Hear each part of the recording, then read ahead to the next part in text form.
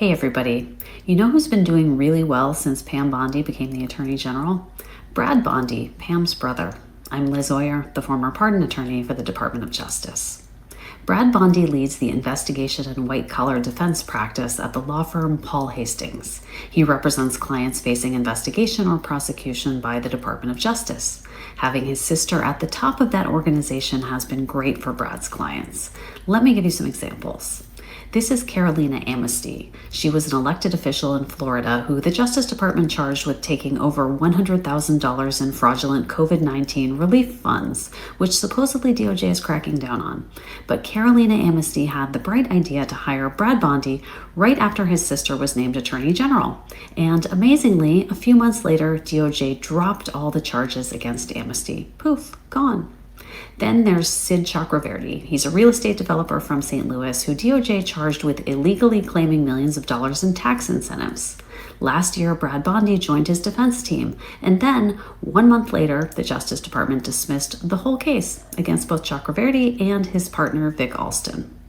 Then there's Trevor Milton, another client of Brad Bondi's. Milton was convicted of a massive fraud scheme, and DOJ was seeking over $600 million in restitution for his victims. But then, before any of that money was paid back, Milton got a pardon from Donald Trump.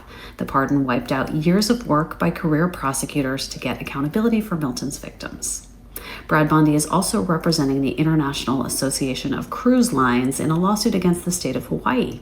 The cruise lines are challenging a new tourism tax on ships that stop in Hawaii. And guess what?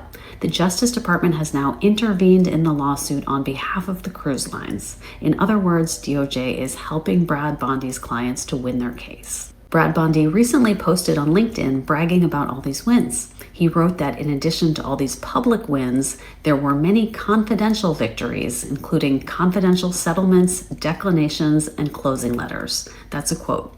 In other words, we don't even know the full extent of the deals he has gotten for his clients. This is not normal. I don't know of any lawyer anywhere who has this type of track record dealing with the DOJ, which is the most powerful law enforcement agency in the country. You might be asking, can they really do this? Well, there are rules and regulations that prohibit preferential treatment and conflicts of interest. But last year, Pam Bondi fired the person who enforces those rules. DOJ now has no ethics director, no professional responsibility director, and no inspector general. So basically no one to police the corruption. But don't worry, I am keeping tabs on all of it. And together we will demand accountability.